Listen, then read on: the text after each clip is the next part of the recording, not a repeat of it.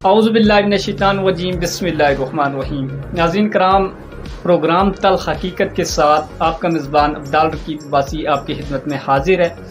ناظرین کرام، جیسا کہ گزشتہ 2 دن قبل جو واقعہ پیش آیا مسجد نبوی پر، پاکستان تحریک انصاف کے کارکنان کی طرف سے مسجد نبوی پر نعرہ بازی کی گئی اور خاص کر کے جو مسجد نبوی کے تقدس کو پامال کیا گیا۔ ناظرین کرام، اسی حوالے سے آج ہمارے ساتھ موجود ہیں مذہبی اسکالر ہیں مولانا بلال عباسی صاحب۔ آج ان سے جانتے ہیں اس واقعے پر۔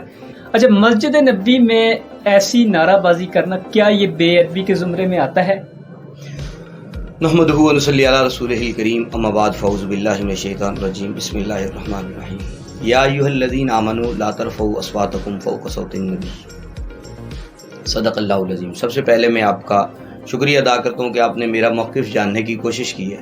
یقیناً جس مرحلے پر آپ سوال کر رہے ہیں، جس عنوان کے اوپر، امت مسلمہ کے دل آبدیدہ ہیں، امت مسلمہ پریشان ہے کہ ہم کس دور میں جی رہے ہیں۔ قرآن مجید کی آیت یا ایھا الذین آمنوا لا ترفعوا اصواتکم فوق صوت النبی، جب یہ آیت نازل ہوئی تو اللہ کے نبی صلی اللہ علیہ وسلم کی ایک صحابی کی آواز قدرتی طور پر اونچی تھی۔ ان صحابی رسول نے اللہ کے نبی کی مجلس میں آنا چھوڑ دیا۔ اللہ کے نبی نے کافی دن مجلس میں نہ پایا تو صحابہ سے پوچھا میرا فلاں صحابی کدھر ہے؟ صحابہ کرام نے عرض کی یا رسول اللہ، جب سے یہ آیت نازل ہوئی ہے ان صحابی رسول کی آواز تھوڑی اونچی ہے، آپ کے ادب کی وجہ سے انہوں نے آپ کی مجلس میں آنا چھوڑ دیا۔ کہیں پر آپ کوئی بات پوچھیں اور میں جواب دوں، میری آواز آپ کی آواز سے اونچی ہو جائے، بے ادبی نہ ہو جائے۔ صحابہ کرام اس درجے کا لحاظ کرتے تھے۔ میں سوچ رہا ہوں ہم کس دور میں جی رہے ہیں، ہمیں مر جانا چاہیے۔ زمین کیوں نہیں پھٹی، آسمان سے پتھر کیوں نہیں برسے؟ ارے ظالمو، یہ تو خیال کر لیتے یہ دیار پیغمبر تھا، یہ تو خیال کر لیتے قریب میں محمد الرسول اللہ صلی اللہ علیہ وسلم دفن تھے، یہ تو خیال کر لیتے، اس کا تو حیا کر لیتے۔ کل قیامت کے دن رسول اللہ صلی اللہ علیہ وسلم سے ملاقات نہیں ہونی ہماری؟ حوض کوثر پہ جام پینے کے مشتاق میں اور آپ نہیں ہیں؟ ہماری خواہش نہیں ہے کہ قیامت کے دن حضور کے مبارک ہاتھوں سے جام نصیب ہو؟ کتنی بڑی بے ادبی ہوئی، کتنی بڑی بے حرمتی ہوئی۔ یہ آج سے نہیں، یہ ہوتی چلی آ رہی ہے مختلف عنوانات کے اوپر۔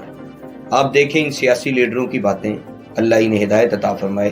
کبھی یہ کہتے ہیں کہ ہمارے قائد کا استقبال بیت اللہ کے حج سے زیادہ قیمتی ہے۔ ان کی طرح طرح کی باتیں، صرف انہوں نے اپنے اوپر سیاست کو غالب کر لیا ہے، جبکہ ایمان کو غالب ہونا چاہیے تھا۔ اسلام کے اندر سب سے بنیادی تعلیمات ایمانیات کی، اور ایمان کا غالب ہونا یہ مسلمان کے اندر ہونا چاہیے تھا۔ لیکن آج سیاست اتنی غالب آ چکی، کوئی اپنے لیڈر کے بارے میں ایسے تاثرات کہہ رہا ہے، کوئی اپنے لیڈر کی محبت میں پیغمبر علیہ الصلوۃ والسلام کے حرم کا تقدس پامال کر کے دوسرے کے خلاف نعرہ بازی کر رہا ہے۔ ذرا خیال کرو، صحابہ کرام اگر ایک دوسرے کو بلانا ہوتا، چھوٹی چھوٹی کنکریاں پاس رکھی ہوتی، کنکری مار کے بلایا کرتے تھے، پھینک کے بلایا کرتے تھے۔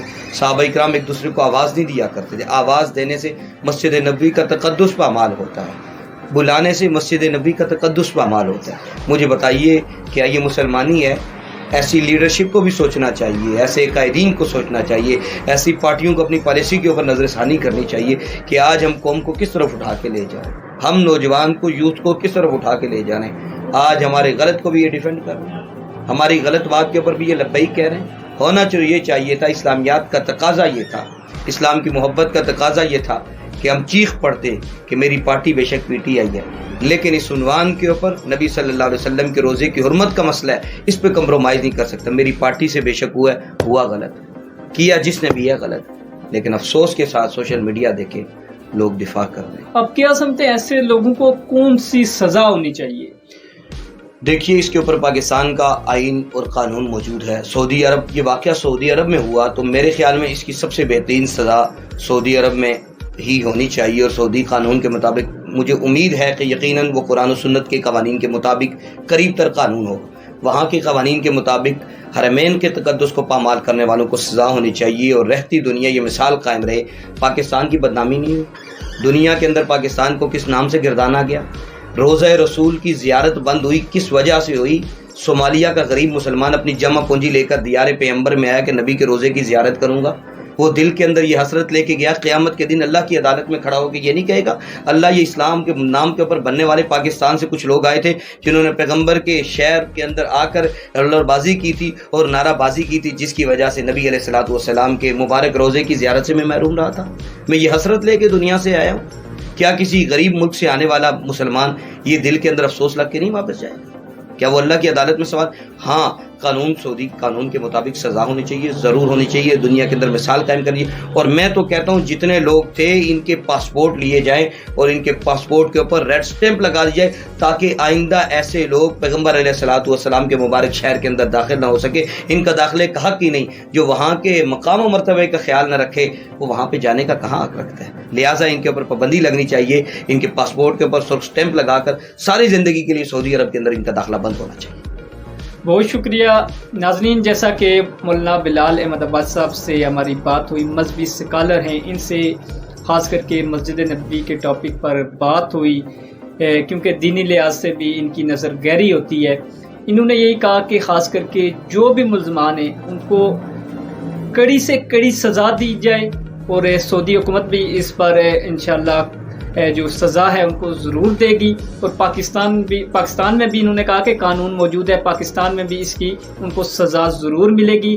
ناظرین اکرام، جیسا کہ اگر بات کی جائے تو وزیر داخلہ شیخ رشید نے کچھ ہی دن پہلے جب یہ واقعہ پیش آیا تو اس سے تقریباً 4 دن پہلے انہوں نے مختلف اپنی پریس کانفرنس کے ذریعے یہ پیشن گوئی کی اور کہا کہ مسجد نبوی پر دوسری جو خاص کر کے سیاسی پارٹی ہے پاکستان مسلم لیگ نون، ان کے حوالے سے انہوں نے کہا کہ ان کو وہاں پہ گالیاں پڑیں گی، پتھر پڑیں گے، نعرے لگیں گے، اس طرح کی انہوں نے گفتگو کی۔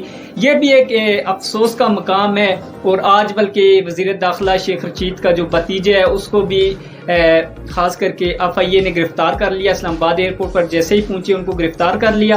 تو ناظرین اکرام، ایسے جو معاملات مسجد نبوی پر یہ جو واقعہ پیش آیا اس پر کسی قسم کا کمپرومائز کوئی شخص بھی نہیں کرے گا، نہ ہم کرتے ہیں۔ اس کے حوالے سے ہم بھرپور مذمت کرتے ہیں۔ اگر پاکستان مسلم لیگ نون ہو، پیپلز پارٹی ہو، کوئی بھی جماعت ہو، جماعت بات کی بات ہے، حضور صلی اللہ علیہ وسلم کے روضہ رسول پر اس طرح کی اونچی آواز سے بات کوئی نہیں کرتا۔ انہوں نے اتنے بڑی بری نعرہ بازی کی، مسجد نبوی کے تقدس کو پامال کیا گیا۔ ناظرین اکرام، یہ ایک افسوس کا مقام ہے، ہم سب کو اس بارے میں سوچنا چاہیے۔ ایسے جو بھی ملزمان ہیں، جو بھی اس میں ملوث ہیں، جو ان کا ڈیفینڈ بھی کرتے ہیں، ان کو بھی کڑی سے کڑی سزا ملنی چاہیے۔ ناظرین اکرام، پروگرام تلخ حقیقت کے ساتھ اپنے میزبان عبدال رقیب عباسی کو دیجیے گا اجازت۔ کسی نئے ٹاپک کے ساتھ آپ کی خدمت میں حاضر ہوں گے، تب تک کے لیے اللہ حافظ۔